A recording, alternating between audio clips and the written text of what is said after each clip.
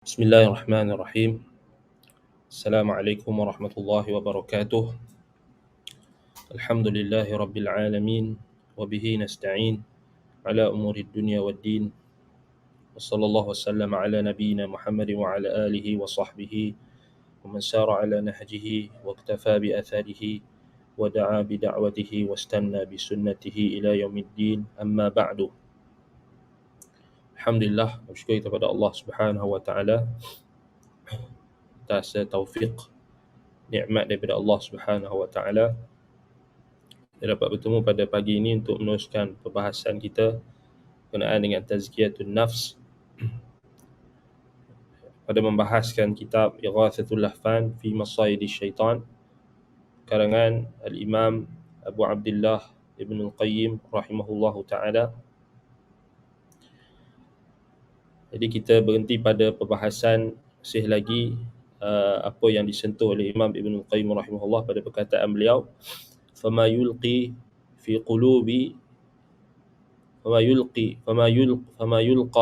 في القلوب لا عبرة به ولا التفات إليه إن لم يعرض على ما جاء به الرسول ويشهد له بالموافقة وإلا فهو من إلقاء النفس والشيطان.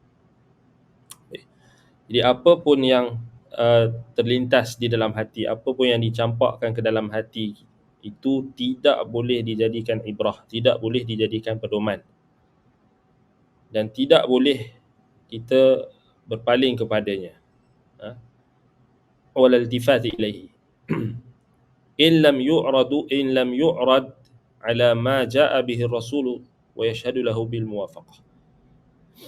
Jika selagi mana dia tidak diukur kebenarannya itu dengan apa yang dibawa dan didatangkan oleh Rasul sallallahu alaihi wasallam, dan disaksikan baginya muwafaqah, yakni kesesuaian ataupun muwafaqah, apa dia bertepatannya hal tersebut dengan sunnah Rasul.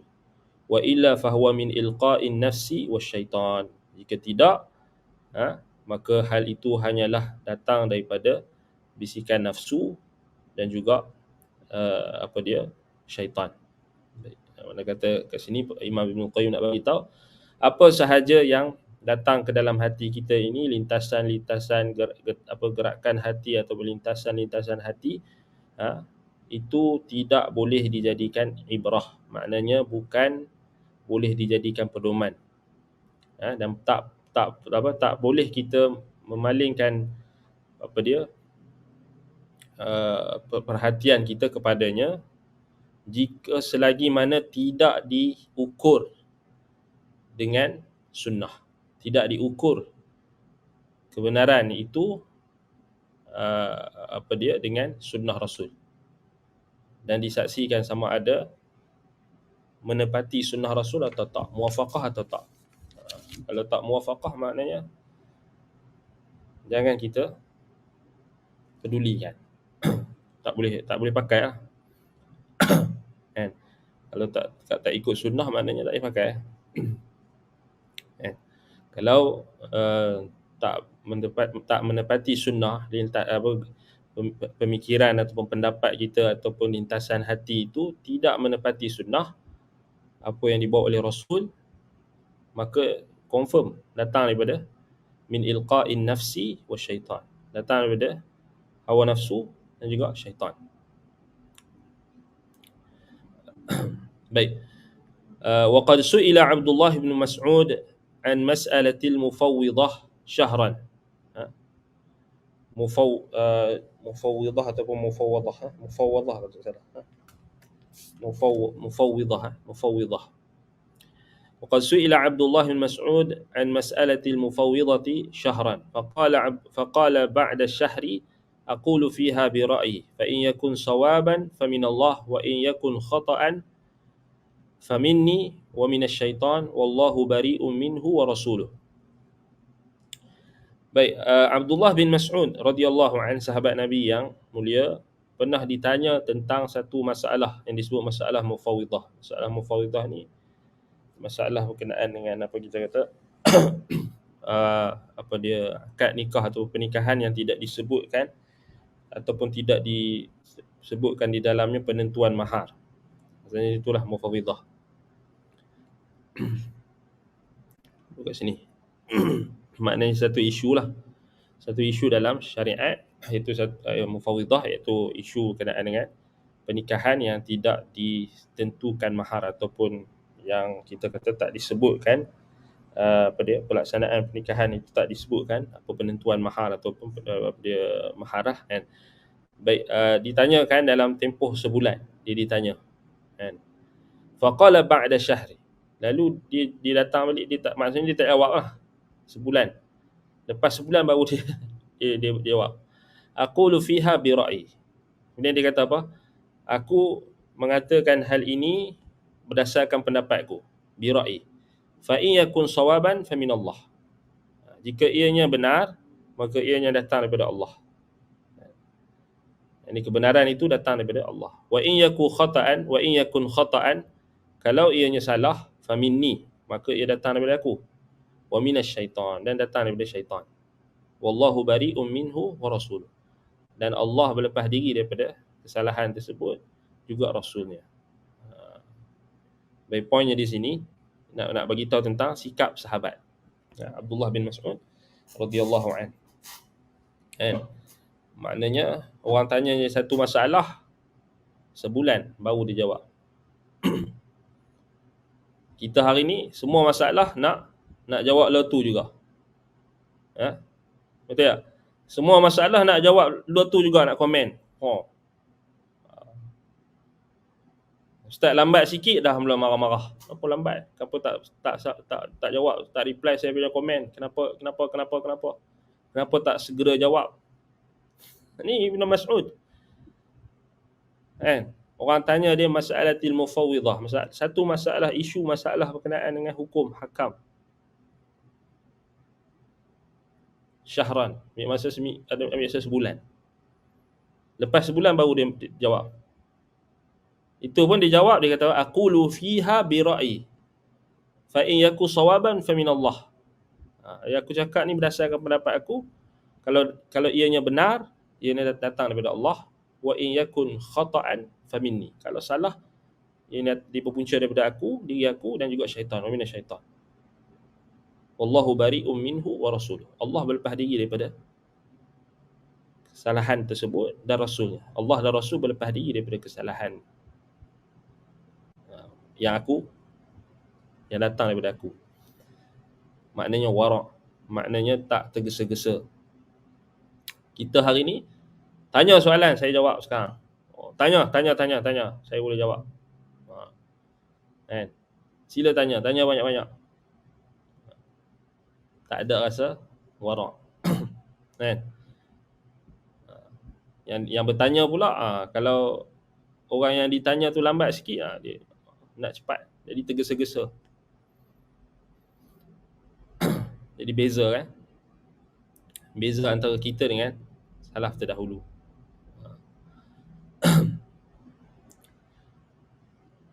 Baik, jadi poinnya kat sini Imam Ibn Qayyim nak bagi tahu sahabat Nabi, bila mereka tak dapat satu permasalahan itu ada dalam Quran dan Sunnah, mereka akan berijtihad. Dan bila mereka berijtihad, mereka tak akan kata itu adalah daripada Quran dan Sunnah. Maknanya mereka tak berani nak kata itu adalah apa yang pendapat yang muktamad ataupun kata putus. Cuba tengok wara'. Mereka tak berani kata ini kata putus. Sebab pendapat mereka bukan kata putus. Sebab mereka sedar diri mereka. Mereka tahu kedudukan mereka. Walaupun mereka adalah sahabat Nabi, tetapi bukan kita kata kita kata mereka tak menjadikan kedudukan mereka sebagai sahabat Nabi itu, kedudukan suhbah, persahabatan mereka dengan Nabi SAW itu, mereka tidak bermudah-mudah. Mereka tak jadikan tiket untuk sewenang-wenangnya untuk mereka menisbahkan sesuatu kepada agama. Subhanallah. Kita hari ni bukan sahabat Nabi pun, tah mana-mana datang, belajar pun tak habis. Belajar pun tak tahu datang daripada mana. Belajar pun daripada kita pun tak tahu asal usul, tiba-tiba inilah agama. Saya berpendapat ini boleh. Padahal benda tu jelas-jelas kot bertentangan dengan Quran Sunnah. Allahul musta'an. Orang hari ni, orang zaman lah ni. Kan? Tak ada rasa wara'. Tak ada rasa wara'. Kalau boleh semua yang ditanyakan kepada dia, dia nak jawab lah tu juga. Tak ada wara'. Confirm. Ha?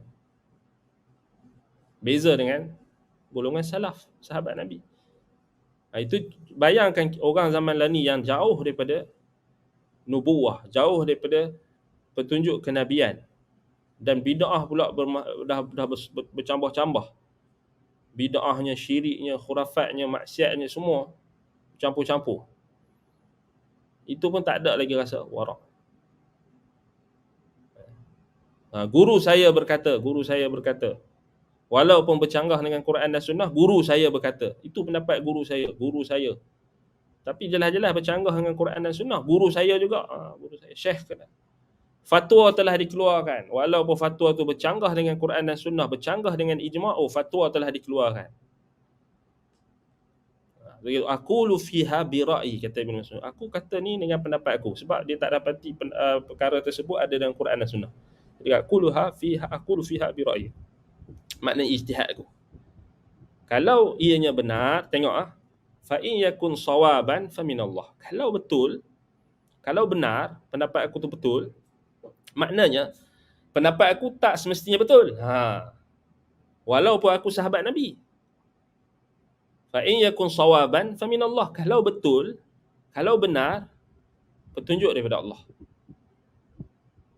Tapi kalau salah, wa in yakun khata'an, kalau salah, fa minni wa minasyaitan. Daripada kelemahan aku sendiri, kejahilan aku sendiri, dan daripada syaitan. Wallahu bari'un minhu wa rasuluh. Allah dan Rasulnya berlepas diri daripada kesalahan. Baik, perkataan Ibn Mas'ud ini diriwayatkan oleh Imam Abdul Razzaq dalam musannafnya, Ibn Abi Shaybah dalam musannafnya, Imam Ahmad dalam musnad, Imam Abi Daud dalam sunannya, An-Nasa'i, begitulah An-Nasa'i dalam sunannya, At-Tabrani dalam Al-Mu'jam Al-Kabir, dan selain mereka dengan sanad-sanad yang ukhtulifa fiha, dengan sanad-sanad yang berbeza pada hukumnya. Wa sahahahu Ibnul Jarud, disahihkan oleh Ibnul Jarud dalam Al-Muntaqa. At-Tahawi juga dia dalam syarh Mushkil Athar, Ibn Hibban, Al-Hakim, demikian Ibn Hazmin, wal Baihaqi dalam Al-Kubra, Ibn Al-Qayyim dalam I'lam Al-Muwaqqi'in, Ibn Mulaqqan dalam Al-Badrul Munir. Ini kita kata secara umumnya perkataan ni adalah sahih pada Ibn Mas'ud radhiyallahu anhu. Maknanya menunjukkan wara', menunjukkan para sahabat ni mereka tak senang-senang menggunakan kedudukan mereka itu untuk mendakwa sesuatu urusan dalam agama ni tanpa burhan, tanpa dalil yang pasti. Maknanya mereka maknanya bagi tahu kalau betul datang daripada Allah. Maknanya kalau betul tu dia muwafaqah dengan apa yang Allah Taala turunkan dalam Quran dan Sunnah. Kalau salah tu daripada akulah. Daripada aku dan juga daripada syaitan. Subhanallah. Kita pun kena contohilah Ibn Mas'ud. Kalau kita tak tahu, kita katalah tak tahu, kan? Sebab itu kata ulama salaf, al-ilmu thalathatun, kitabun natiqun, sunnatun muhakkamatun, wala adri. Ilmu itu ada 3. Kitabun natiqun, yakni Quranun natiqun, Quran yang berbicara. Wa sunnatun muhakkamatun, sunnah yang dijadikan hukum, yang dijadikan kata putus, sunnah, hadis Nabi, sunnahnya. Dalam sebahagian riwayat, wa sunnatun madiyah, sunnah yang telah berlalu, maknanya sunnah Nabi. Yang ketiga, la adri, yakni qaul la adri. Itulah ilmu. Perkataan atau ucapan kita, aku tidak tahu. La adri, kalau kita tak tahu. Itulah ilmu. Kan? Selain daripada itu, waswas syaitan. Kalau tak ada Quran, tak ada sunnah, tak ada dalil daripada Quran, tak ada daripada sunnah, Dan juga tak ada daripada kita kata kaedah-kaedah yang diistimbatkan daripada ulama daripada Quran dan Sunnah. Tidak ada kita kata sandaran iaitu daripada pendapat ulama yang mu'tabar. Maka kalau kita tahu, kita kata Allahu a'lam, la adri. Itu senang, simple je. Itulah kita kata agama kita ni agama yang praktikal. Kita tak tahu, jangan memandai-mandai. Baik. Orang tanya kita tak tahu, tak apa, biar kita kata saya kena check dulu. Tak apalah, walaupun sebulan ambil masa, tak apa. Buat apa kita nak tergesa-gesa? Kalau kita tersalah, daripada kita tersalah, lebih baik kita tunggu. Baik kita ambil masa daripada kita salah. Walaupun cepat, tapi salah buat apa? Ataupun tak tepat, ataupun bercanggah. Wa kataba katibun li Umar baina yadayhi hadha ma ara Allahu Umara. Faqala la umhuhu waktub hadha ma ra'a Umar. Kemudian Imam Ibn Qayyim bawakan satu lagi contoh daripada sahabat. Yang ni seorang juru tulis, kataba katibun, yakni kita kata katib ni maknanya setiausaha lah, setiausaha Umar. Dia telah menulis satu surat di hadapan Umar. Dia tulis dekat situ, hadza ma arallahu Umar, inilah pendapat yang diperlihatkan Allah kepada Umar. Maksudnya bila Umar dah tulis, dah cakap, imla dekat dia satu perkara, ketetapan atau satu dikri, Umar sebagai khalifah ketika itu. Kemudian katib itu, setiausaha tu, dia tulis kat bawah tu, dia kata hadza ma arallahu Umar, inilah apa yang pendapat yang diperlihatkan Allah kepada Umar. Faqala, Umar kata apa? La, Umar kata jangan. Tak. Umhuhu, padam. Umar kata padam. Tulis hadza ma ra'a Umar, ini adalah pendapat Umar. Subhanallah. Cuba tengok. Setiausaha tadi, dia, apa yang Umar pendapat kan, keluarkan pendapat dikri Umar, dia tulis kat bawah tu hadza ma arallahu Umara, inilah apa yang diperlihatkan Allah kepada Umar. Nampak ada, maksudnya dia nak bagi tahu bukan Umar punya pendapat ni, Allah ilhamkan kepada Umar. Umar kata apa? Umar kata okey, bagus. Macam tu ke? Umar kata okey, hantar. Tengok Umar ibn Khattab radhiyallahu an, sahabat Nabi, kata umhu, la, jangan tulis macam tu. Umhuhu, padam balik, tulis mula. Uktub hadza ma ra'a Umar, tulis ini pendapat Umar. Jangan tulis Allah mengilhamkan kepada Umar, Allah memperlihatkan Umar. Subhanallah. Zaman lah ni, tok guru dia, inilah yang diilhamkan Tuhan kepada tok guru aku, inilah yang dinampakkan oleh Allah kepada tok guru aku, inilah ni fulan. Zaman lah ni kan, nak angkat tok guru dia, padahal tok guru dia tu jelas-jelas kau buat syirik, menyeru orang kepada syirik, menyeru kepada bid'ah, menyebarkan hadis-hadis palsu, sudah dikenali sebagai pendusta. Dia tulis apa? Inilah ilmu yang diperlihatkan Allah kepada tok guru saya Habib Fulan. Duk bangga, keturunan Fulan, keturunan Alan. Tak rasa malu, tak ada rasa malu. Hak anak murid sama, tok guru pun sama, pesen sama. Kalau tok guru dia cerdik, tok guru akan tegur. Ini anak murid pun sama, tok guru pun pesen yang sama juga.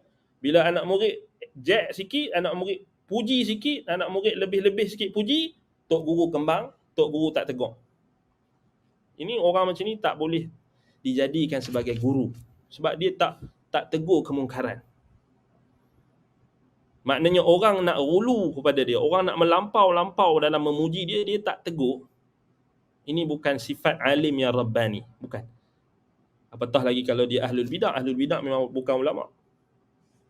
Dengan kesepakatan ulama, sebagaimana dinukilkan oleh Al-Hafiz Ibn Abdul Bar, Imam Ibn Abdul Bar rahimahullah. Ulama ahlul bidah bukan ulama, walaupun dia banyak ilmu. Demikian juga dinukilkan oleh siapa? Al-Imam Abul Qasim At-Taimi Al-Asbahani dalam kitabnya Al-Hujjah fi Bayanil Mahajjah. Orang yang tak ikut sahabat Nabi, tak ikut Nabi, tak ikut Al-Quran, tak ikut sunnah, tak ikut sahabat Nabi, dia bukan alim. Walaupun dia banyak riwayat, walaupun dia banyak ijazah. Ijazah apa? Ijazah palsu ke, ijazah betul ke? Walaupun dia banyak ijazah, PhD ke, degree 15 degree ke, 10 PhD ke, tapi bercanggah dengan Quran dan sunnah, bercanggah dengan apa yang dipegang oleh sahabat Nabi dan tabi'in, fa innahu dhalun mudil, maka dia sesat dan menyesatkan. Tapi orang panggil ulama. Orang panggil ulama. Pasal apa? Pasal dia pakai serban.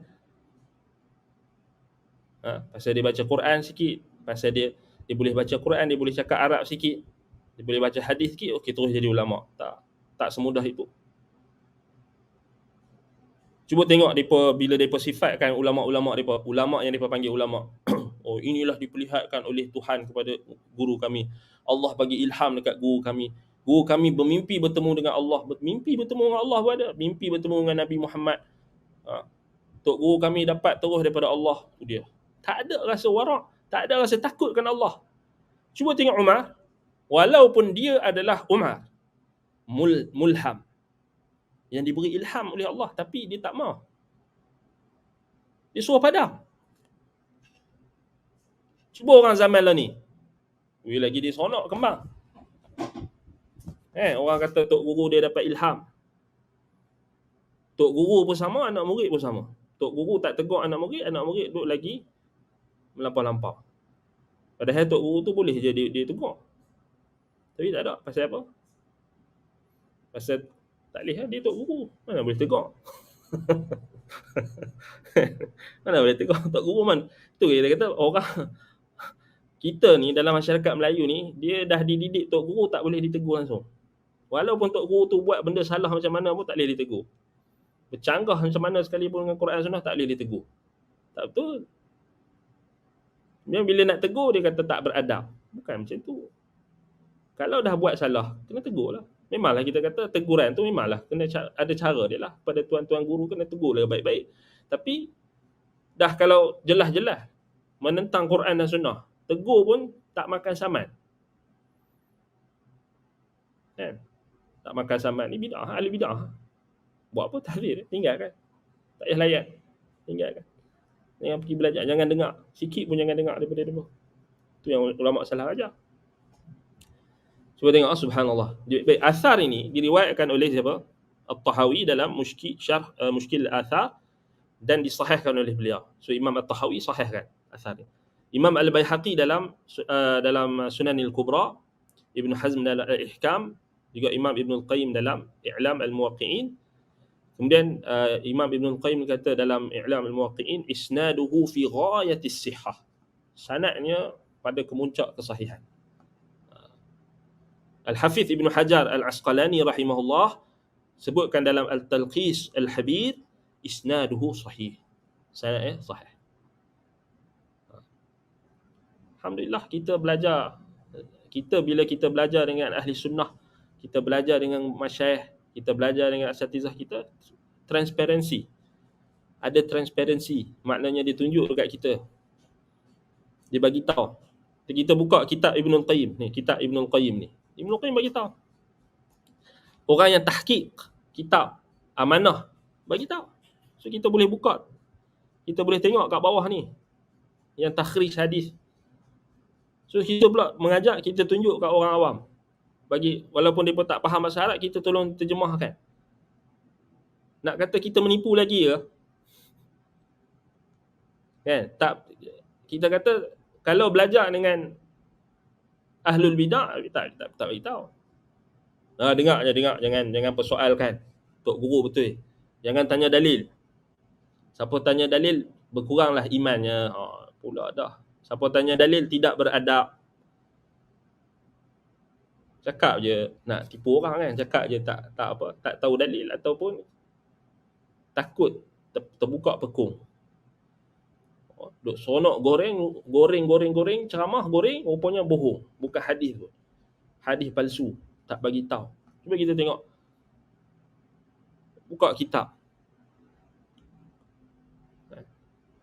Buku-buku yang diterjemahkan. Cuba tengok ahli sunnah kalau dia terjemah buku, adilnya, amanahnya. Yang baru-baru ni buku apa? Al-Hafiz Al-Zahabi, Itsbatul Yad ila Allah, Itsbatul Yad lillah. Mengimani tangan Allah. Cuba beli buku tu. Cuba tengok dalam tu. Buka sehelai demi sehelai. Cuba tengok betapa kualitinya penterjemah.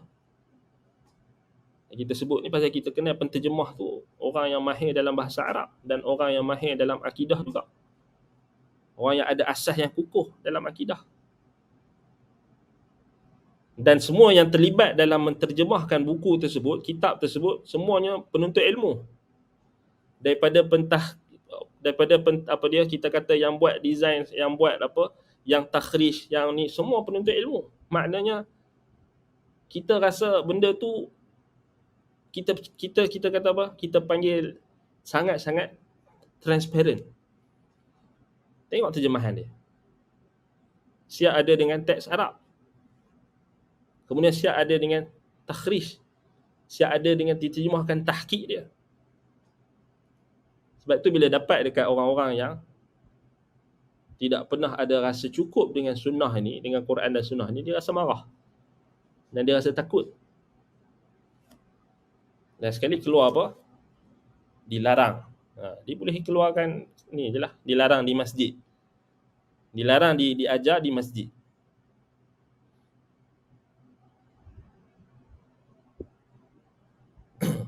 Memang masjid kita kata kebanyakannya bukan mengajak kitab pun.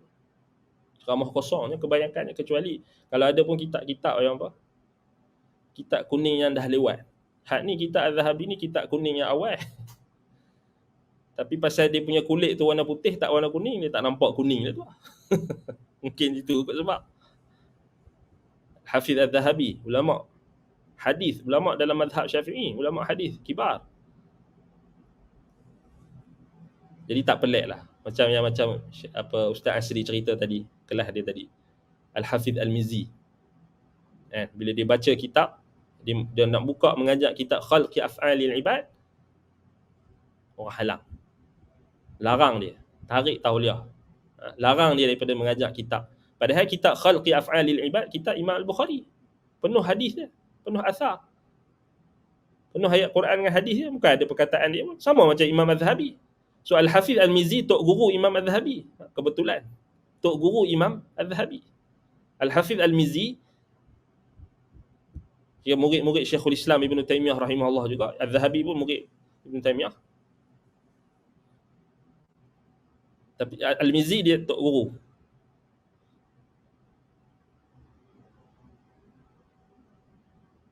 Bapa mertua pada Ibn Kathir kalau tak salah.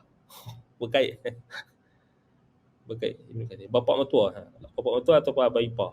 Bapa mertua kalau tak salah. Ibn Kathir. Ibn Kathir kahwin dengan anak dia. Kalau tak salah Imam Ibn Kathir kahwin dengan anak dia. Bapa mertua. Habis semua. Kita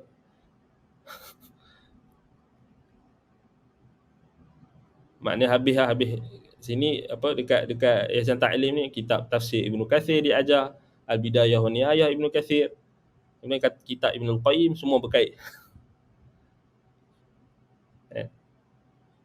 Tapi nak beritahu Al-Hafiz Al-Mizzi tu tok guru Imam Az-Zahabi. So dihalang.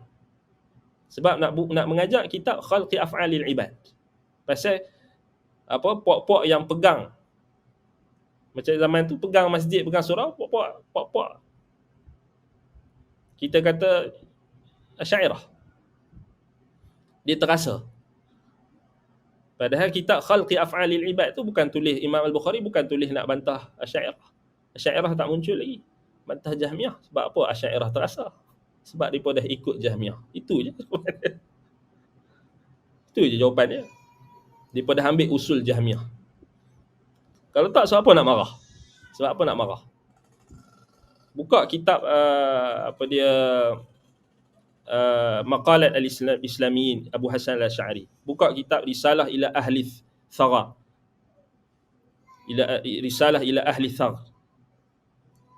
Ada sebut tentang isbat al-yadain. Buka kitab Imam Al-Baihaqi, ni Asy'ariyah mutaqaddimin. Asy'ariyah mutaqaddimin depa isbatkan sifat kedua tangan. Isbatkan. Tapi yang datang zaman ni tak boleh terasa. Pasal apa? Depa tak ikut Asy'ariyah pun. Depa tak ikut Asy'ariyah yang mutaqaddimin, yang awal-awal yang isbat. Walaupun ada perbahasan, tetapi paling kurang depa isbat kedua tangan. Yang ni nafi terus. Tak boleh sebut tangan. Kalau sebut tangan mujassimah terus. Punya teruk, buat sampai buat poster. Orang yang apa, jual kitab ni mujassimah terus hukum. Punyalah kita kata punya terasa tu. Allahul musta'an. Hak kitab yang ajak terang-terangan wahdatul wujud, ajak terang-terangan benda-benda, konsep-konsep yang sesat. Berapa banyak kitab yang ada elemen-elemen wahdatul wujud dan sebagainya tak diharamkan pula, tak dilarang. Kitab yang ajak Quran dan sunnah ni pula nak dilarang. Esok tak pelik lah nanti kalau keluar kitab Khalqi Af'alil Ibad, dia haramkan juga. Kitab Imam Al-Bukhari pun dia nak haramkan juga nanti. Kenapa tak haramkan Quran dan sunnah tu? Senang. Bagi orang tahu, ni rupanya sesat. Tak berani. Sebab tu dalam dikri dewan pun tulis apa? Tulis apa? Tak sesuai. Boleh membawa pada kekeliruan dan perpecahan. Sebab dia tahu ada sikit, maknanya orang yang buat ketetapan tu dia tahu. Kalau dia cakap kitab tu sesat, habis dia. Dia backfire pada dia. Imam Az-Zahabi kot.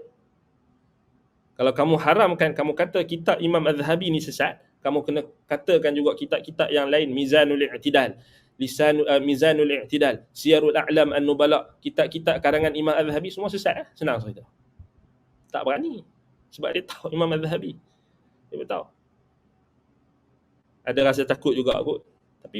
Tapi tengok bila dikeluarkan surat tu, tapi yang geng Jahmiyah ni dia putar belik, dia takwil lah, dia kata ni kitab ni haram. Padahal dalam dikri tu hanya kata dilarang. Dilarang untuk diajarkan di masjid-masjid kerana takut kekeliruan. Takut kekeliruan dan boleh membawa pada perpecahan. Itu saja. Tak kata sesat. Tapi pok-pok yang sokong sebenarnya yang hulu lagi, tadi tu dia pertengahan lah, tapi itu pun kita kata sebenarnya dia segan-segan. Patutnya ijtihad terus sesat. Senang. Baru orang tahu dia pun Jahmiyah. Tapi tak berani. Pasal apa? Kalau orang masyarakat awam tahu, baca buku tu, mana ada benda yang pelik-pelik.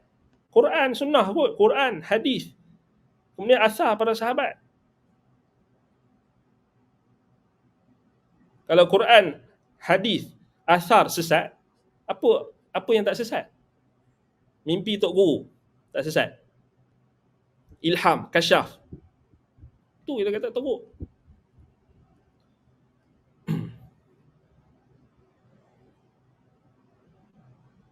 Allahul musta'an.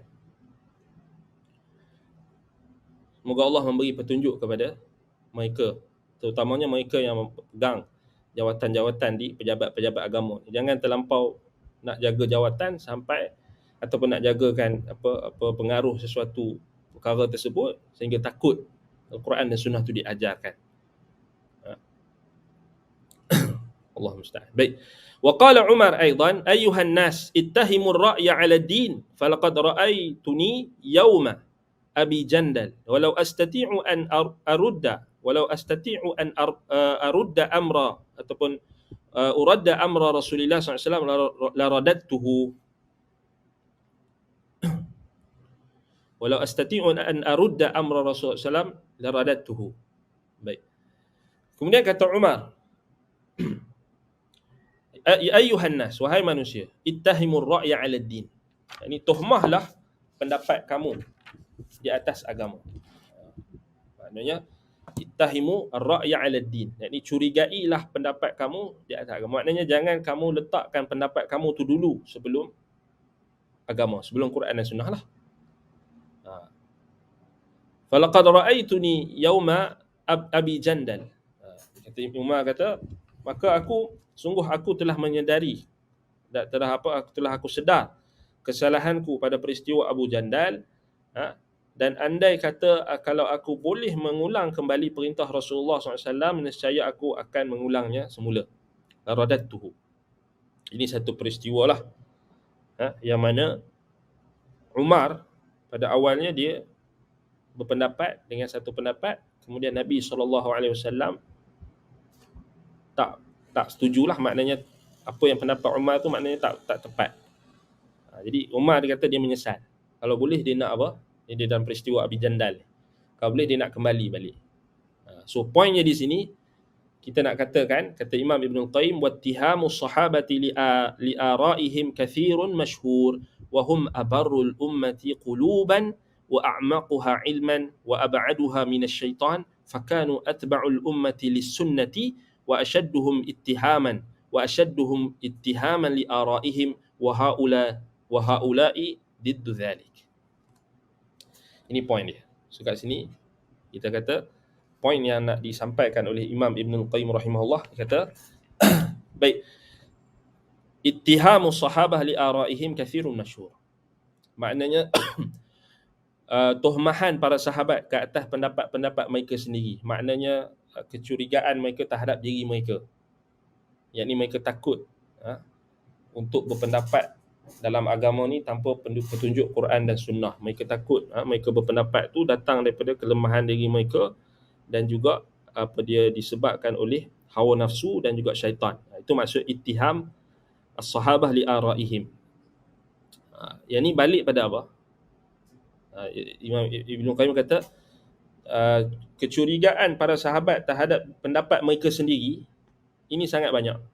Maknanya riwayat-riwayat yang menyebutkan tentang macam mana sahabat Nabi ni mereka tohmah diri mereka dulu sebelum mereka tohmah Quran dan Sunnah. Mereka tak pernah tohmah Quran dan Sunnah, mereka tohmah diri mereka dalam agama. Apa maksud dia? Maksud dia sini, maksudnya kalau kita tengok balik, asas dia balik pada apa? Dia balik pada kita ini kan. Allah Ta'ala jadi kita, diri kita ini, maknanya kalau tanpa petunjuk daripada Allah Subhanahu Wa Ta'ala, kita takkan diberikan petunjuk dengan semata-mata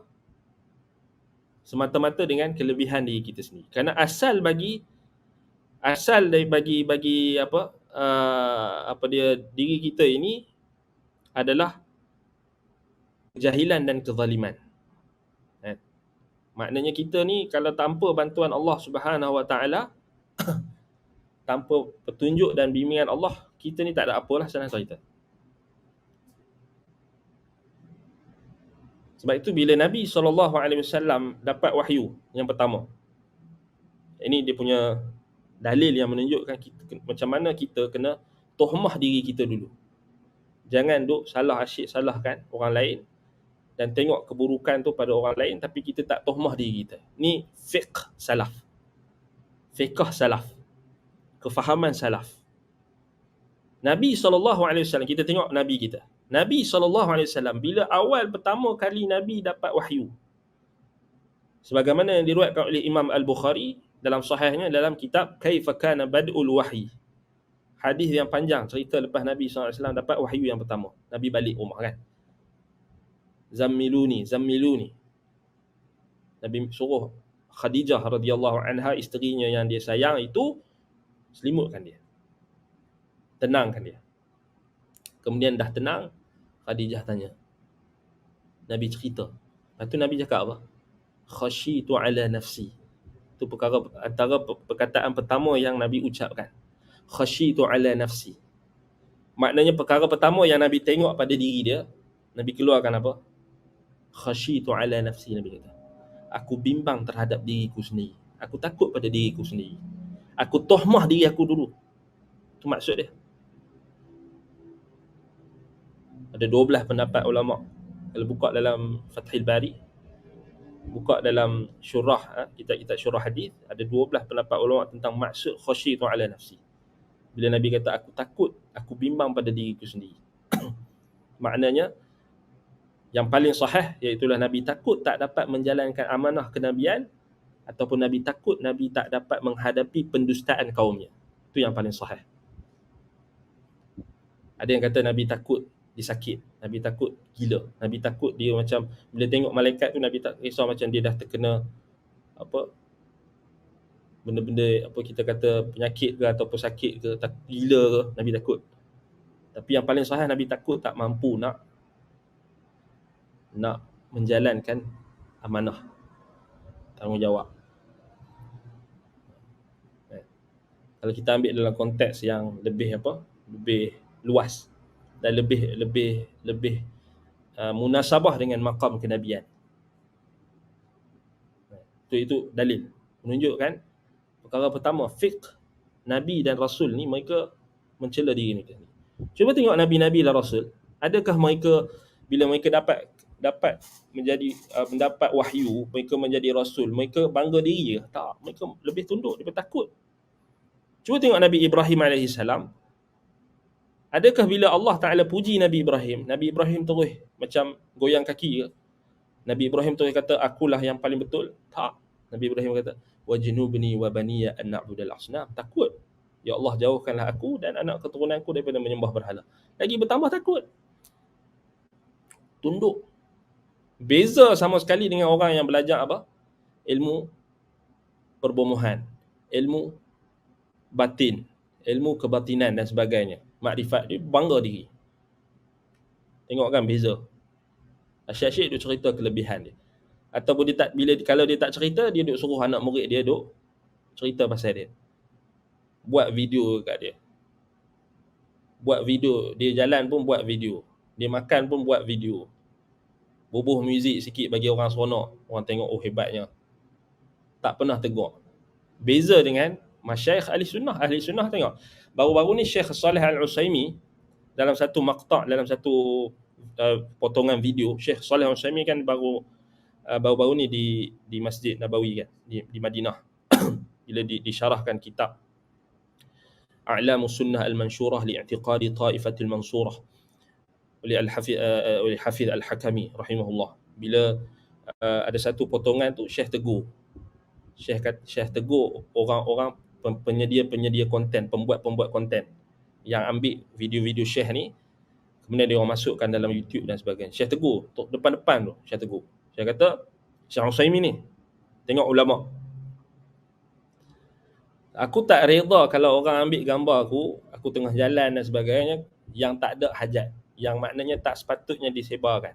Aku tak suka. Dia bagi tahu. Aku tak reda. Orang yang ambil gambar mafhum dia macam itulah. Dia kata aku tak mau orang ambil gambar-gambar aku ni, gambar aku berjalan, gambar aku berjalan yang tak ada hajat. Apa saya nak ambil gambar aku berjalan pun nak ambil, kemudian bubuh dalam YouTube, buat apa? Kemudian Syekh tegur juga orang yang ikut belakang Syekh. Dia kata kalau tak ada hajat, jangan jalan belakang aku, jangan ikut aku. Kamu kena jaga. Maknanya kena jaga aku daripada fitnah. Fitnah makna fitnah apa? Fitnah matbu', orang yang fitnah at-tabi', fitnah orang yang ikut, atba'. Dan fitnah kepada matbu', fitnah kepada orang yang diikuti. Maksudnya Syekh tak mau. Maknanya Syekh larang ghulu. So ini macam Nabi SAW, macam para sahabat sama. Nabi SAW dia larang sahabat ghulu kepada dia. Dia tegur. Puji lebih-lebih sikit Nabi larang. Nabi tegur tu tak ada cakap, tak ada tunggu-tunggu dah. Macam tu juga kita tengok ulama yang mewarisi ilmu kenabian. Dia Syekh Utsaimin dia tegur tu Dan macam tu jugalah kami pernah tengok di Yaman dahulu, Syekh Yahya Al-Hajuri sama juga macam tu juga. Bila ada tulab dia yang puji dia dalam syair, depan-depan ramai orang dipuji, bila ada perkataan yang agak bagi dia agak ghulu, melampau, dia terus tegur. Dia kata, tak, jangan cakap macam tu. Tukar perkataan. Jangan cakap macam tu. Bila ada sikit melampau, terus tegur. Itu ulama. Kan? Tapi cuba tengok orang-orang tarikat ahli bid'ah, tak ada. Mana tengok? Lagi seronok. Kan? Lagi seronok. Orang duk buat gambar dia jalan pun ambil, oh tengok tu bubuh lagu, bubuh muzik, nak suruh orang agungkan dia. Apa yang lebih lampau lagi tu, ambil ayat liak. Itu lagi melampau. Sujud kat kaki, tak ada teguran, tak ada. Tok guru biar. Pasal apa? Bagus angkat aku. Beza dengan ulama ahli sunnah. Tu cuba tengok Syekh bin Baz. Kan? Moderator sebut dia ni alim, allamah gini-gini. Dia tak, jangan cakap macam tu. Aku bukan itu. Tegak tu.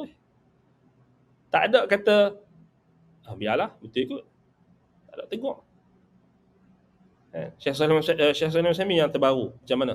Dan kami juga pernah tengok macam mana bila waktu awal-awal Syekh mengajar di Masjid Nabawi, Barnamij Muhimmatil Ilm, awal-awal. Waktu yang awal-awal tu tak ramai, tapi lama-lama dah ramai, makin ramai tu. Jadi ana Ustaz Asri dengan batch belah kami ni, kami sempat waktu yang tak ramai lagi. Maknanya berapa tahun kami follow. Alhamdulillah. Tapi bila dah sampai ramai orang dah datang ke Masjid Nabawi tu, datang ramai sangat, kami nampak perbezaan Syekh. Maknanya kat situ kami nampak adab Syekh. Ada sekali tu waktu khatam, majlis khatam, tiba-tiba Syekh hilang. Syekh hilang. Maknanya dia lari. Dia takut ramai anak murid ni datang daripada seluruh negara, seluruh dunia kot. Nak jumpa dia, dia tak mau. Maknanya dia tak mau orang angkat dia lebih-lebih. Dia takut. Dan dalam dia punya majlis khatam pun disebut, dia ingatkan, jangan terpedaya dengan kasrah, jangan terpedaya dengan ramai orang. Dia bagi tahu. So dia ingatkan. Subhanallah, kami tak pernah tengok seorang guru yang betul-betul mengamalkan ilmunya dan ada sifat-sifat Rabbani melainkan ulama ahli sunnah. Ilman wa amalan. Ilmu dan amalan. Teori dan praktikal. Beza sangat kalau kita tak percaya, tengok kalau belajar dengan syekh-syekh tarikat. Siapa yang pernah belajar dengan syekh tarikat, dia tak pernah tegur anak murid dia kalau melampau-lampau, tak pernah. Bangga sikit, reda pula. Orang sebarkan dia punya video tu walaupun melampau-lampau, dia reda, tak apa, seronok, bagus, orang pasal orang puji aku kot. Tak pernah nak tegur anak murid tu. Ini depan-depan anak murid buat salah, tok guru terus tegur depan-depan. Demikian juga Syekh Abdul Razak. Kami pernah tengok waktu dia habis dars tajridus sharih, tajridus apa dia, kitab mukhtasar Imam Al-Bukhari, Sahih Al-Bukhari, Az-Zabidi. Lepas pada di Masjid Nabawi, lepas pada Syekh selesai majlis, dan datang seorang nak cium tangan Syekh tarik. Kemudian Syekh tanya dia baik-baik, kamu nak tanya apa? Pakcik waktu tu, seorang pakcik nak cium tangan Syekh. Syekh tarik dengan slow, Syekh tarik elok-elok. Syekh Abdul Razak. Kemudian dia senyum kat pakcik tu. Dia tak ada kata tarik tu, dia marah kan, dia tarik slow. Dia tak mau. Maksudnya dia cepat-cepat. Syekh pakcik tu datang nak tanya soalan, pakcik tu nak cium tangan dia. Bila nak cium tangan kan, dia kena tunduk sikit kan. Syekh tarik. Syekh tak bagi. Kemudian Syekh pun, rupanya pakcik tu nak tasmek something. Syekh pun layan. tak mau bagi hulu. Sama juga Syekh Ali Huzaifi, imam Masjid Nabawi. Sama juga waktu dia jadi imam. Habis dia solat tu, orang datang nak salam dia, cium, pung dia tarik. Syekh Huzaifi dia keras sikit, dia tarik tu. Dia tarik tu. Tak mau. Itu ulama.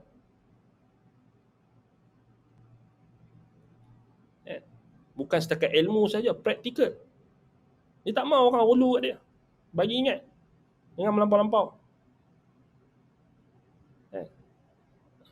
Lepas tu Syekh kata aku apa, Syekh macam Syekh Utsaimin yang baru, memang itu.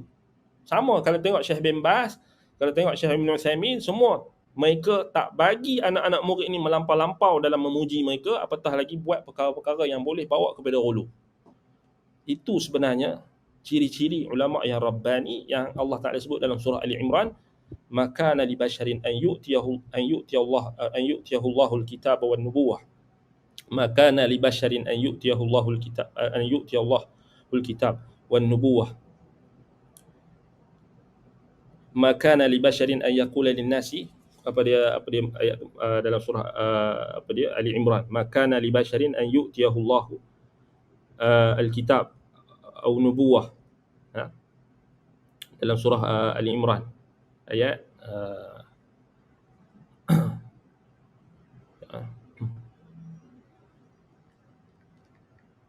maka li basharin an yu'tiyahu Allahu al-kitaba wal hukma wan nubuwah thumma yaqula lin nasi kunu ibadan li min dunillah walakin kunu rabbaniyyin bima kuntum tu'allimuna al-kitaba wa bima kuntum tadrusun. Dalam Ali Imran ayat 79. Allah kata apa? Tak sepatutnya bagi seorang manusia, maka li basharin an yu'tiyahu Allahu al-kitaba wal hukma wan nubuwah, yang diberikan Allah kepadanya al-kitab, yakni ilmu tentang Al-Quran, wal hukma, hikmah, wan nubuwah atau kenabian, maknanya nabi pun tak sepatutnya. Thumma yaqula lin-nasi kunu ibadan li min dunillah. Kemudian mereka mengatakan kepada manusia, jadilah kamu ibadan li, penyembah aku, pengabdi diriku, min dunillah, selain Allah. Sembah aku. Maksud sembah ni ikut aku, puja aku. Kalau aku kata halal, halal. Kalau aku kata haram, haram. Itu sembah juga. Kalau Tok Guru kata halal, halal. Walaupun bercanggah dengan Quran dan Sunnah, halal. Benda yang syirik, Tok Guru kata, tak syirik. Tak syirik. Pasal apa Tok Guru kata? Tak sepatut. Thumma yaqula lin-nasi kunu ibadan li min dunillah walakin kunu rabbaniyyin bima kuntum tu'allimuna al-kitaba wa bima kuntum tadrusun. Tetapi mereka mengatakan, Allah Ta'ala kata kunu rabbaniyyin, jadilah rabbani. Rabbani ni maknanya daripada tarbiyah, dinisbahkan kepada apa dia rabbani, apa dia yang sahihnya kalau kita tengok balik dia nisbah kepada apa dia hukama ulama. Kalau tengok dalam tafsir Tabari kan, fuqaha rabbaniyin, Ibnu Jarir At-Tabari dia tarjihkan dari sudut bahasa.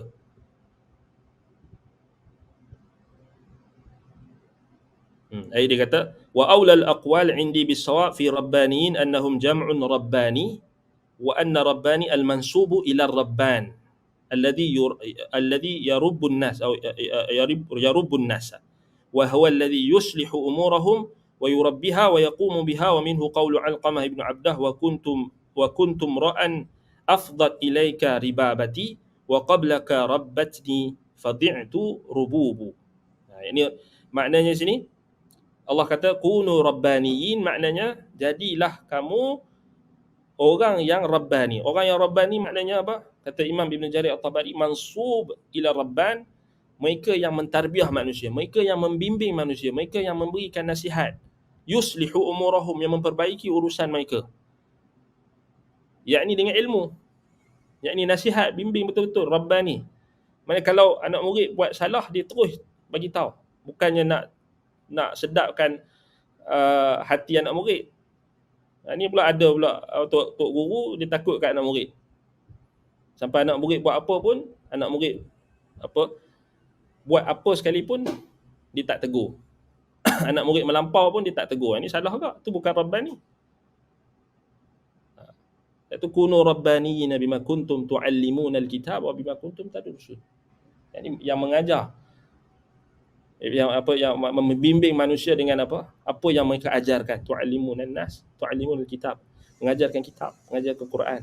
Wa bima kuntum tadrusun, dan apa yang mereka sentiasa pelajari dan apa yang mereka ajarkan. Ilmu, mengamalkan ilmu. Ulama Rabbani ni ulama yang mengamalkan ilmu mereka. Hak tu kita nak ikut yang syekh-syekh ahli sunnah ni, ulama-ulama ahli sunnah.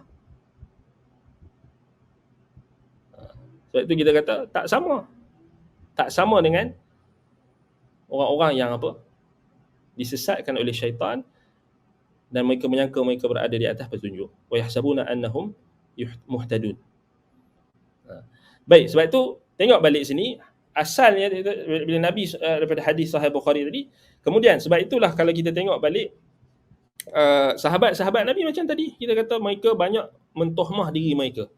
Dan Nabi SAW ajar kita juga minta perlindungan daripada keburukan-keburukan diri kita. Betul tak? Sebab first kali ke diri kita dulu. Dan Nabi ajar khutbatul hajah, muqaddimah khutbatul hajah. Innal hamdalillah nahmaduhu wa nasta'inuhu wa nastaghfiruh wa na'udzu billahi min syururi anfusina wa min sayyiati a'malina. Aku memohon perlindungan wa na'udzu billah, aku memohon perlindungan kepada Allah min syururi anfusina, daripada apa? Kami memohon perlindungan kepada Allah daripada kejahatan-kejahatan diri kami. Wa min sayyiati a'malina, dan juga apa keburukan-keburukan amalan kami. Saya tu kata Syekh Saleh Al-Utsaimin hafizahullah wa waffaqahullah, dia kata apa? Innal 'abda la yazalu fi khairin ma yakhafu sayyiatihi. Seorang hamba itu sentiasa dalam kebaikan selagi mana dia sentiasa takut akan keburukan dirinya sendiri. Na'udzubillahi min syururi anfusina. Tomah diri kita dulu. Sebab tu kita dah sebut banyak kali kan. tak betul cara motivator kata percaya diri, tak betul. Sebab tu dalam hadis, dalam sunnah, dalam Quran dan juga sunnah, dalam hadis-hadis Nabi sallallahu alaihi wasallam, dalam doa-doa dan juga zikir-zikir nabawi. Sebab tu ya hayyu ya qayyum bi rahmatika astaghith aslih li sya'ni kullah wa la takilni ila nafsi tarfat ain. So kita minta Allah Taala jangan biarkan nasib diri kita itu kepada diri kita sendiri. Maknanya diri kita ni tak ada apa pun. Senang cerita, tak ada apa. Kau nak bangga diri kenapa? Tak ada apa. Melainkan petunjuk daripada Allah. Kita ni bernilai bila Allah Ta'ala bagi kita petunjuk. Tak ada apa pun kalau kita ni sesat. Kita tak diberi petunjuk kepada Allah, kita ni tak ada apa. Tapi kenapa kita nak bangga diri, nak membesar diri kita, tak ada apa. Kan? Sebab itu, itu kata Imam Ibn Al-Qayyim. Wattihamu sahabah li ara'ihim kathirun masyhur wa hum abarrul ummati quluban. Sedangkan tuhmahan sahabat kepada pendapat-pendapat mereka sendiri itu sangat banyak. Maknanya mereka merendah diri, bukan meninggi diri. Sebab itu telah tertulis di dalam apa yang dinisbahkan kepada Nabi Isa alaihi salam, orang yang meninggi diri tidak akan ditinggikan. Barang siapa yang meninggi diri, dia tidak akan ditinggikan, dia akan direndahkan. Barang siapa yang merendah diri, dia akan ditinggikan. Pasal start kita meninggi diri habis ya. Sebab meninggi diri ini bukanlah apa? Sifat hamba-hamba Allah. Kan? Tilka ad-darul akhiratu naj'aluha lilladzina la yuriduna 'uluwan wala fasada wal 'aqibatu lil muttaqin. Tilka ad-darul akhiratu, yakni, dan itulah apa? Negeri akhirat, yakni syurga. Negeri akhirat itu naj'aluha, kami jadikan kepada siapa? Kami jadikan ia kepada lilladzina la yuriduna 'uluwan, kepada orang-orang yang tidak mahukan meninggi diri, tidak mahu ketinggian, tak mahu meninggi diri di atas makhluk. La yuriduna 'uluwan, tidak mahukan ketinggian di atas makhluk, tak mahu sombong kat orang, tak mahu bangga diri.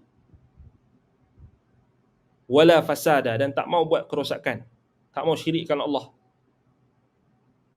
Wal 'aqibatu lil muttaqin, dan akibat yang baik itu bagi orang yang bertakwa.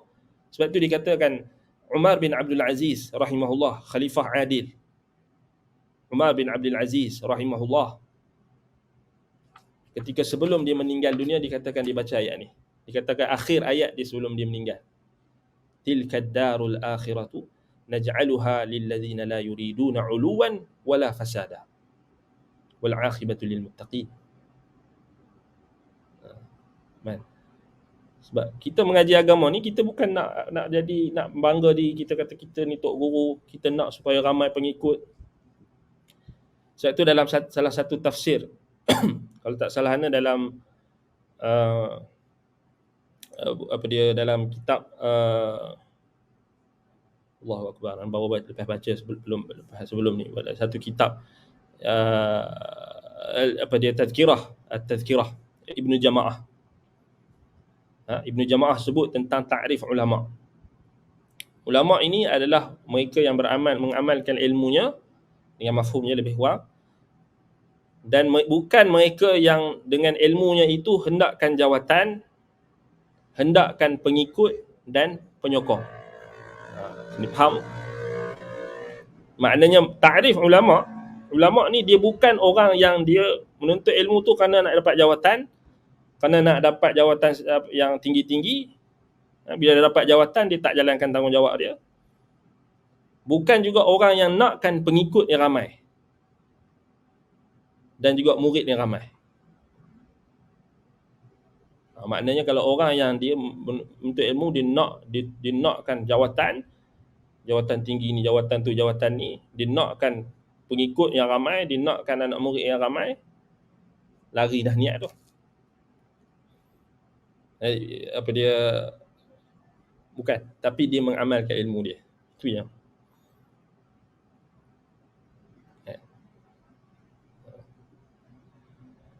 dia mengajak bukan kerana nak followers. Kalau dia nak followers, baik dia buka YouTube, dia sembang kosong. Baik dia buat benda-benda pelik-pelik, baru ramai followers. Tak. Dia mengajak ilmu. Seperti kita kata, akhirat itu bukan untuk orang yang meninggi diri. Tilka ad-darul akhiratu naj'aluha lilladzina la yuriduna 'uluwan wala fasada. Allah kata akhirat tu dia bukan untuk orang yang nak meninggi diri. Masuk dalam tafsir ulama, yang meninggi diri ni adalah nakkan syaraf, talabus syaraf inda dhi sultan, nakkan kemuliaan di sisi pemerintah. Itu juga dalam tafsir salaf terhadap ayat tu. Ya, hati-hati. Sebab tu kita kena betulkan mindset orang kita bila mengaji agama. Dia kata nak jawatan gini, nak jawatan itu, nak jawatan ini, nak jawatan mufti, nak jawatan qadi. Tak, itu bukan tujuan. Itu bukan ghayah. Kalau kau jadikan itu ghayah, itu muskilah, masalah.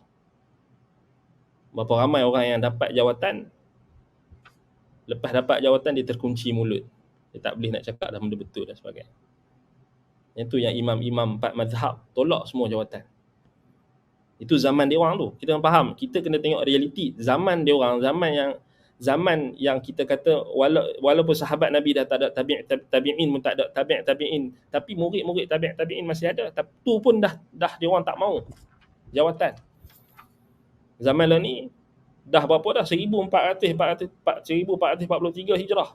Kita nak kata lebih baik daripada zaman dulu, bohong. Kan? Sebab kita dah dididik, belajar nak dapat jawatan. Belajar, kalau siapa dapat jawatan dia mulia. Tak semestinya. Jawatan bukan bukti kemuliaan seseorang. Tapi orang kita dididik macam tu. Bidang apa pun belajar. Macam itulah kalau untuk ilmu daripada kecil. Belajar rajin-rajin, nanti besar dapat kerja gini, dapat kerja ni, dapat gaji tinggi, gini bla bla bla bla. Habis. Kan? Jangan didik anak kita macam tu. Untuk ilmu agama ni. Lebih-lebih ilmu agama bukan macam tu.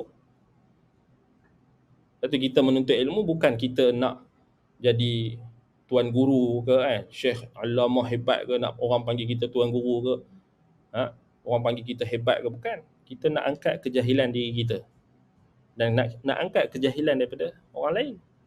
Tu tujuan asal. Itu sebenarnya tujuan nak dapat ikhlas tu. Niat kena betul. Satu kalau tengok balik, Kata Imam Ibn Qayyim rahimahullah, wattihamu sahabah li ara'ihim kathirun masyhur wa hum abarul ummati quluban. Sedangkan mereka adalah apa? Orang yang paling baik hati. Orang manusia yang paling baik hatinya. Abarul ummati quluban, manusia yang paling baik hati. Sedangkan mereka, kita kata apa? Dalam seluruh manusia, mereka lah manusia yang terpilih selepas para nabi dan rasul, para sahabat nabi. Kuntum khaira ummatin ukhrijat linnas. Allah kata khairu ummah pada para sahabat.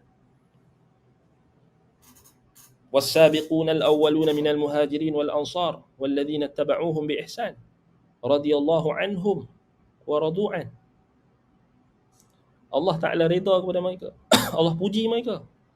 Wattabi'u sabila man anaba ilaihi. Allah perintahkan kita ikut jalan orang yang selalu kembali kepada Allah, kembali kepada aku, kata Allah, para sahabat Nabi. Fa in amanu bimithli ma amantum bihi faqad ihtadaw. Allah jadikan petunjuk itu dengan kita beriman sebagaimana para sahabat beriman. Maknanya Allah puji mereka. Mereka adalah orang yang abarrul ummati quluban, hati yang paling murni sekali para sahabat Nabi. Itu pun mereka tak pernah berbangga diri, tak pernah mereka kata ini pendapat saya, ini pendapat saya, berbangga dengan pendapat saya, ini pendapat saya, ini pendapat saya. Macam orang zaman lah ni. Orang zaman lah ni dia baru ambil PhD, saya berpendapat, dia tak sedar diri dah. Saya berpendapat gini. Pasal saya ada PhD kot. Tak, bukan macam tu. Ni sahabat Nabi kot, bukan PhD kata ni sahabat Nabi.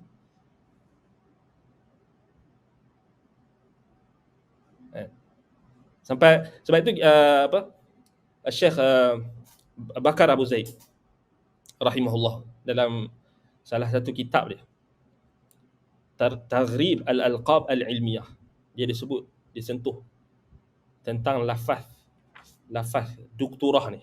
Dia ada bincang tu, isu dia memang menarik lah kalau kita tengok. Dia bukan kita nak mempertikaikan dari sudut orang nak mengajilah sampai PhD, mengajilah master ke PhD, buatlah, tapi kena sedar diri. Jangan bila kau dah belajar tu, kau dah sampai satu tahap, kau anggap macam kau ni dah tak perlukan petunjuk sahabat. Kau anggap macam kau dah selevel dengan sahabat Nabi, ataupun kau meremehkan sahabat Nabi, meremehkan tabi'in, meremehkan ulama' salaf. Ini bahaya. Sebab tu ramai orang yang dia belajar dekat universiti-universiti ni, lebih-lebih lagi universiti-universiti yang ada pengajian Islam, tetapi tak diajar oleh orang-orang yang betul-betul manhajnya. Kan pergi mengaji dekat Eropah, mengaji pengajian Islam dekat barat, yang mengajar orientalis. Orientalis mana nak hormat kat sahabat Nabi kot, tak ada ta'zim pada sahabat Nabi. Quran pun dia orang tak hormat, apatah lagi sahabat Nabi. Tu yang jadi last sekali, alah perkataan Ibn Mas'ud je pun, alah Imam Ahmad je pun, Al-Bukhari manusia juga. Dia datang syubhat, kitab dia tak maksum. Nampak, dia datang syubhat sebab dia tak ada penghormatan kepada orang yang Allah Ta'ala tinggikan kedudukan mereka di kalangan salafus soleh. Akhir sekali dia rasa macam, bila dia dah dapat PhD tu, dia rasa macam dia lebih hebat, dan sampai tahap walaupun ijma' ulama' pun dia berani lawan. Ini bahaya juga. Ini kita kata talbis iblis juga. Ini termasuk daripada perangkap syaitan juga. Orang dia belajar tinggi-tinggi ni, dia rasa syok sendiri dengan ilmu dia, dia rasa cukup lah, aku dah dapat PhD ni, okey, habis. Aku dah boleh jadi mujtahid mutlak. Tak, hati-hati. Tu Syekh Bakar Abu Zaid dia tegur dalam kitab Taghrib al-Alqab al-Ilmiyah. Bukan kita nak kata tak boleh mengaji, belajarlah sampai tinggi sekalipun kan, belajarlah berapa kali, ambil lah PhD berapa banyak kali sekalipun, tapi kena tahu kedudukan kita. So orang hari ni dia dididik dengan apa? Bila ada PhD, ni dia boleh bagi pendapat apa-apa saja. Hatta kalau berlawanan dengan ijma' pun kita kata betul pasal dia ada PhD. Mana boleh itu? Kalau pendapat dia bertentangan dengan ijma', tak kiralah dia ada PhD ke, dia ada master ke, dia ada apa ke, dia Tok Syekh Kabir macam mana sekalipun, sama dia konsep dia tu. Tetap kita kata tak dipakai. Sebab itu Imam Ibn Qayyim kata wa a'maquha ilman, dan mereka para sahabat itu adalah orang yang paling mendalam ilmunya. Wa ab'aduha minasyaitan, yang paling jauh daripada syaitan.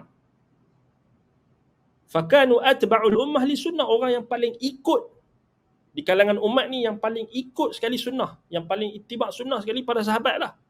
Wa ashadduhum ittihaman li araihim, dan mereka lah orang yang paling keras mentohmah dan mencurigai pendapat diri mereka sendiri. Wahaula siapa? Inilah yang kita cakap tadi. Orang sufi, orang-orang sufi yang melampau-lampau ni, orang tarikat-tarikat ni, yang duk ikut tok guru, duk angkat tok guru tu lebih daripada Quran dan sunnah. Kalau tanya dalil, dia kata tok guru aku cakap, tok guru aku mimpi, tok guru aku cakap, tok guru aku dapat ilham. Takkan nak kritik tok guru aku hebat kot. Siapa hang belajar berapa tahun je? Oh, dia lawan balik. Ni haula ni Ibnu Qayyim masukkan orang macam tu. Haula'i diddu zalik. Tak payah sebut depa, memang seakan-akan Imam Ibnu Qayyim ada depan kita, dia cerita kat kita. Haula'i, dia tunjuk tu. Hak yang jenis pakai sangkut tasbih dekat leher. Tak jenis pakai serban besar tapi duk tipu orang. Serban besar tu kita kata bukan tanda dia ada ilmu.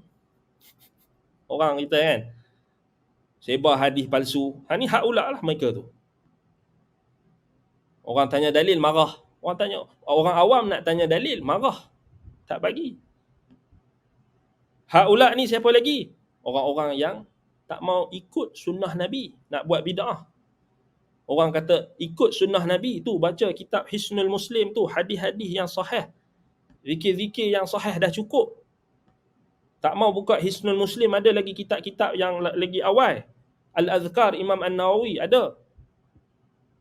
Dengan macam-macam tahqiq. Kitab Ad-Du'a oleh Imam At-Tabrani yang awal.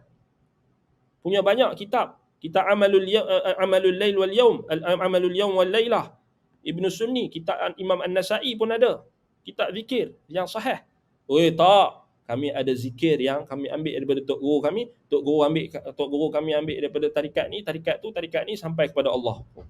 Sampai kepada Nabi. Tapi tak sahih. Maudhu'. Tak ikut disiplin ilmu.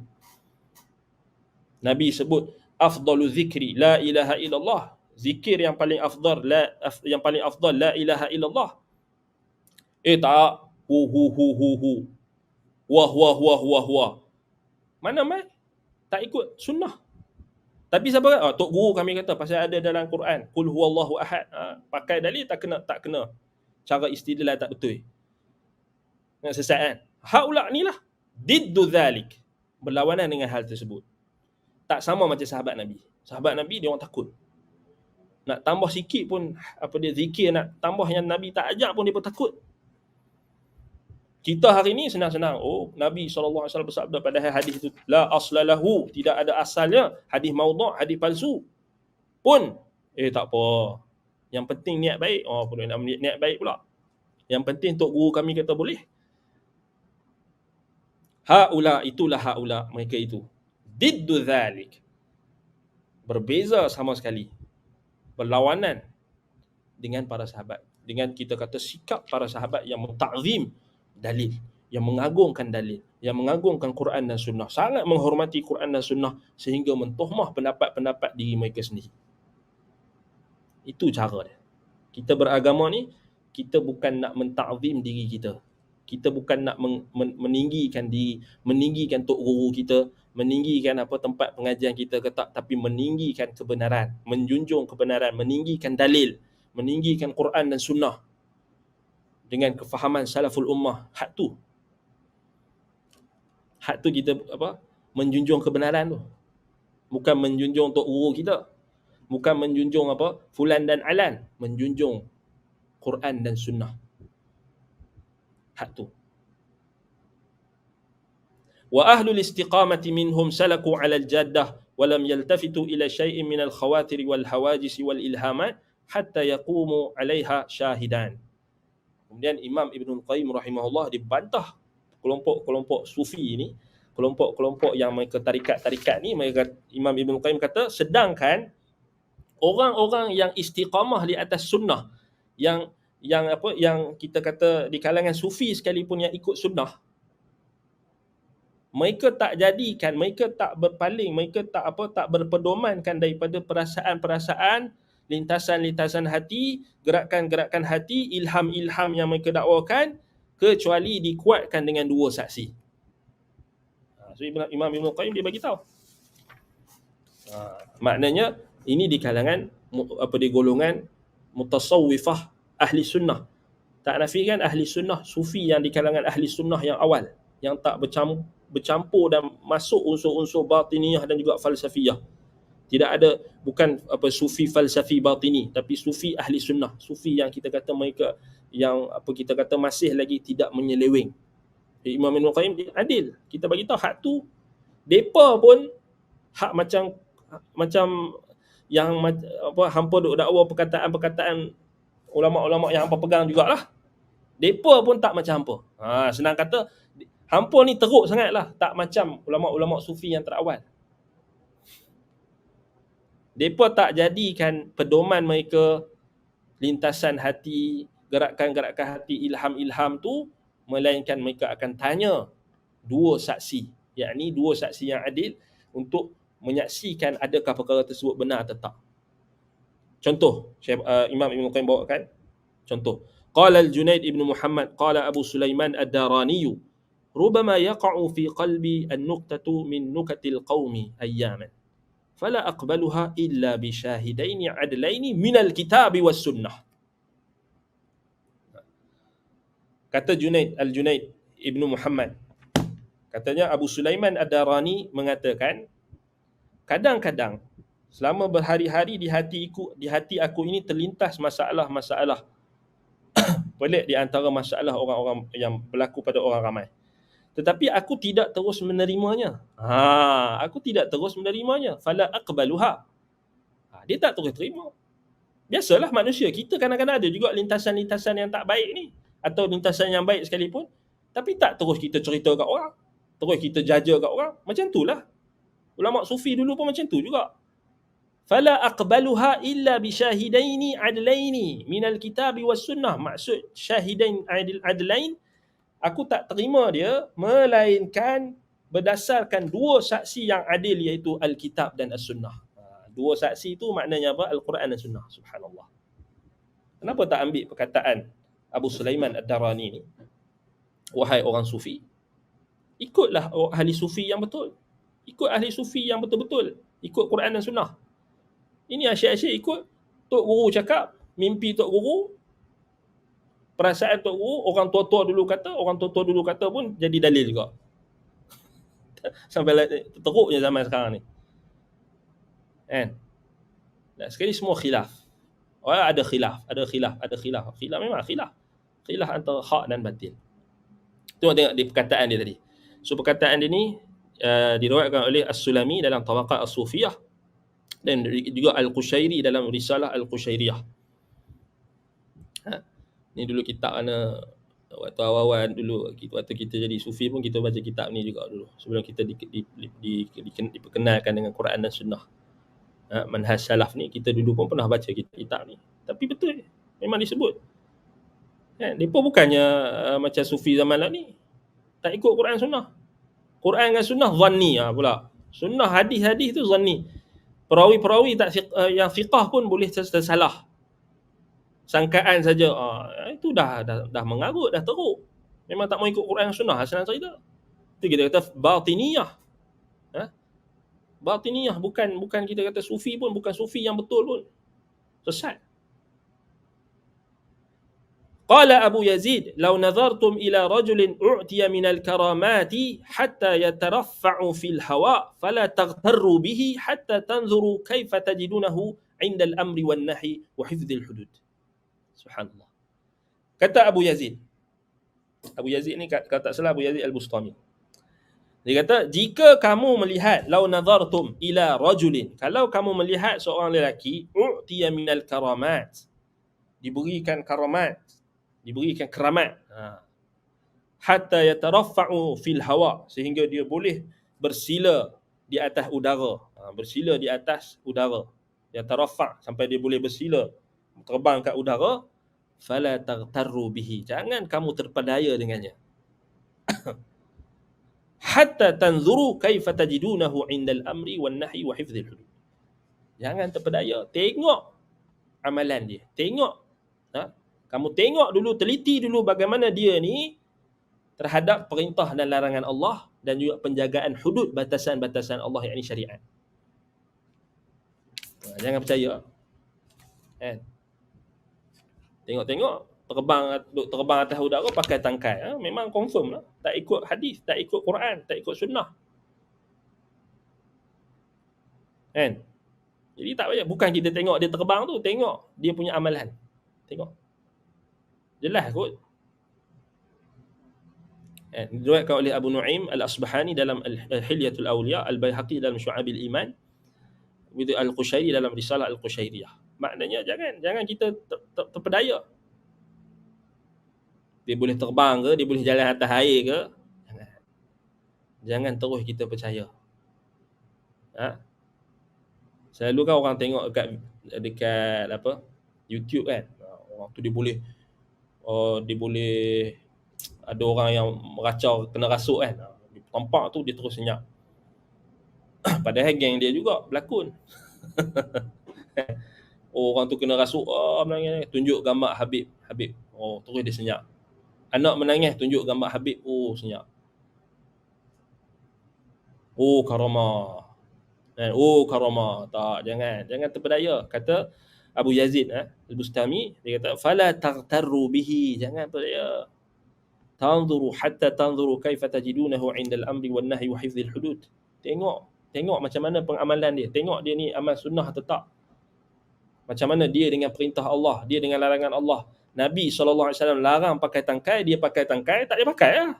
Punah lah, bukan sunnah, punah. Dia tak payah dengar. Tapi dia cakap tu hebat, menarik. Jangan tengok itu. La taqtaru bih. Sama juga macam dalam tabaqat Al-Hanabilah Abi Ya'la. Seorang lelaki satu hari dia tengok seorang lelaki ni, ahlul bid'ah, ahlul ahwa ni, tengah baca hadis. Sedap. Tengah cerita tentang hadis. Hebat. Hebat dia punya tutur kata dan sebagainya. Kemudian Imam Ahmad tengok dia. Imam Ahmad nasihat dia. Imam Ahmad kata apa? Imam Ahmad kata la taqtaru. La yaghurruka rajulun.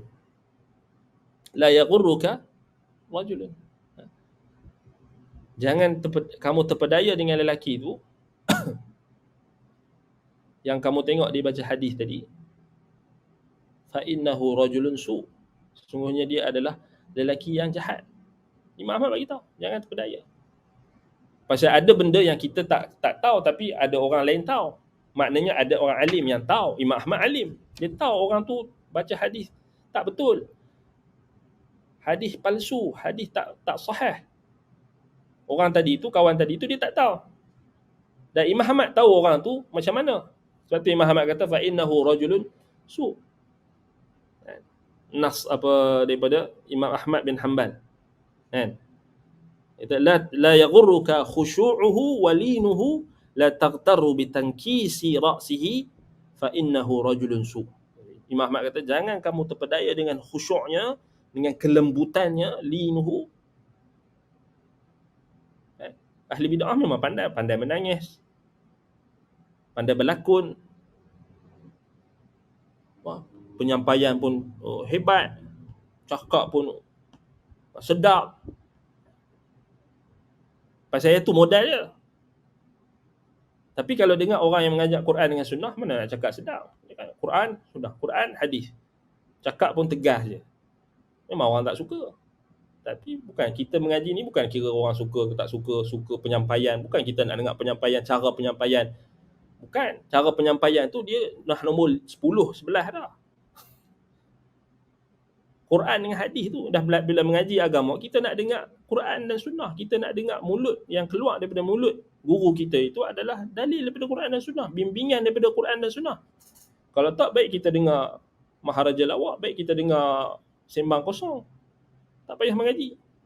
Kalau kata nak, saya tak berapa setujulah dengan pendekatan ustaz yang agak keras. Bukan saya keras. Saya bagi tahu Quran dengan sunnah.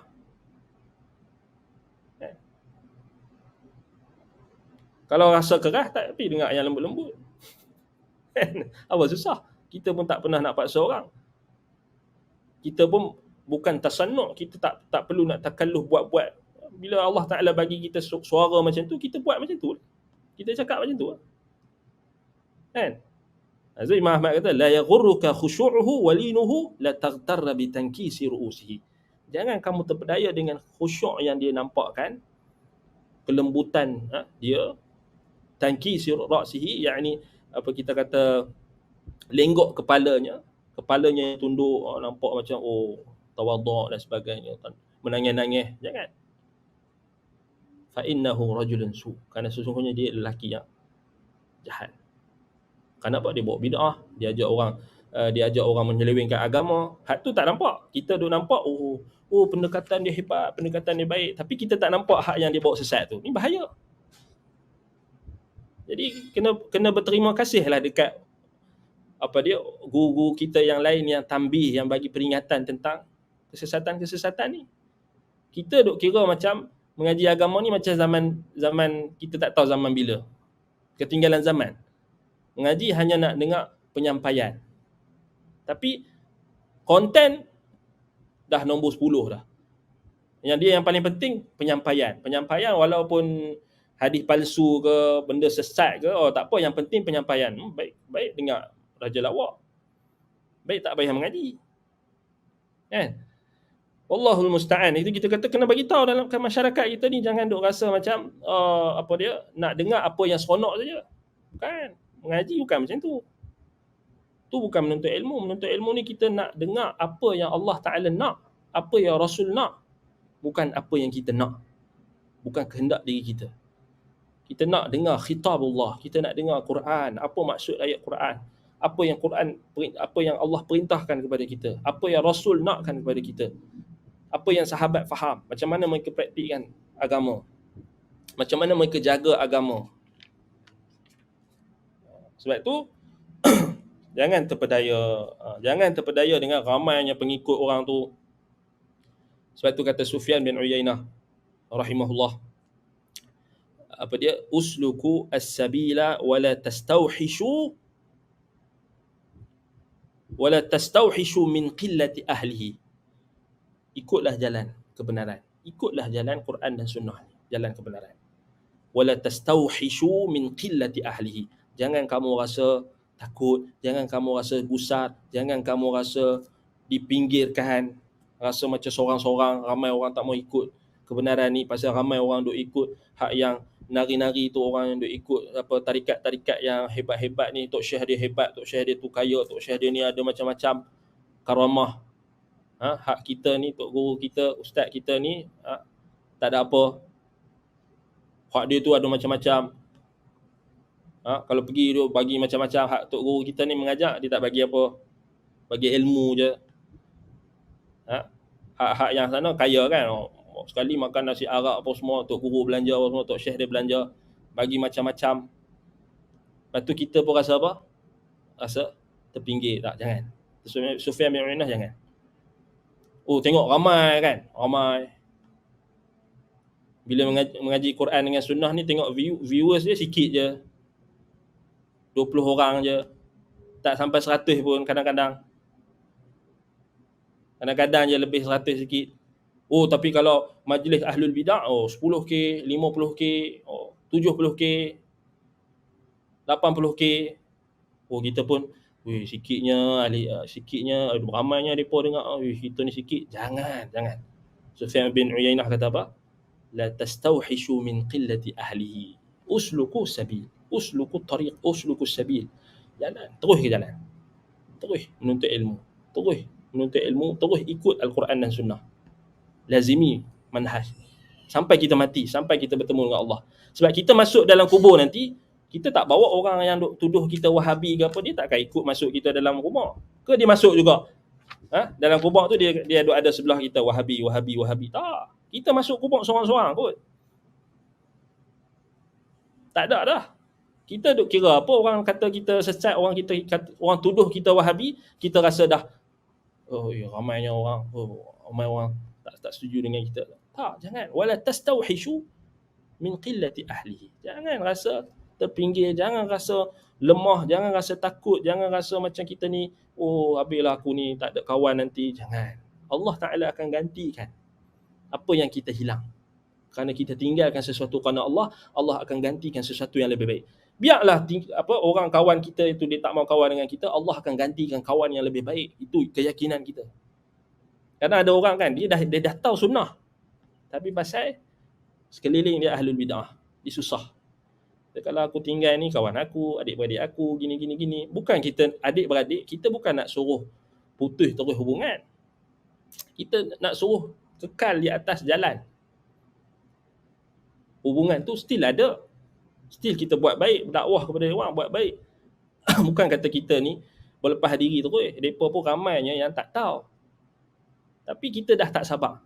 Kebanyakan orang dia macam itulah. Bila dia tak, sebab tu kita kena bersahabat, cari sahabat yang nak ikut sunnah juga. Lazimi sahabat. Sebab tu kalau kita bersama dengan orang yang sesat dan sebagainya, teruslah kita akan rasa selesa. Sekali bila kita dah nampak sunnah, kita macam berat. Takut hilang kawan. Takut ramai orang kata kat kita. Ini kebanyakan orang, dia dah nampak kebenaran tapi dia takut. Jangan. Terus jalan. Dan benda tu kita kata pasti akan ada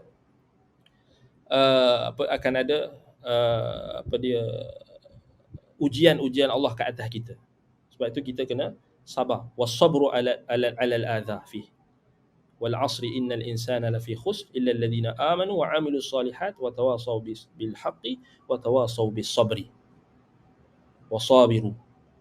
Isbiru wasabiru. So Allah Ta'ala suruh kita sabar.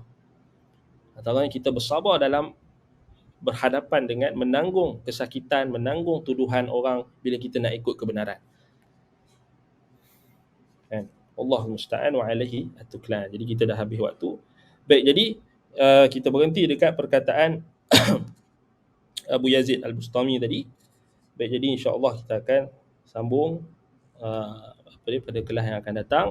Semoga Allah memberkati apa yang kita sampaikan, menjadikan apa yang kita sampaikan ini adalah hujah yang akan membela kita di hadapan Allah nanti dan bukan mendakwa kita di hadapan Allah. Aqulu qawli hadza wa astaghfirullah li wa lakum. Subhanakallahumma bihamdika asyhadu an la ilaha illa anta astaghfiruka wa atubu ilaik. Sallallahu ala Muhammadin wa ala alihi wa sahbihi wa baraka wa sallam. Alhamdulillahirabbil alamin. Wassalamu alaikum warahmatullahi wabarakatuh.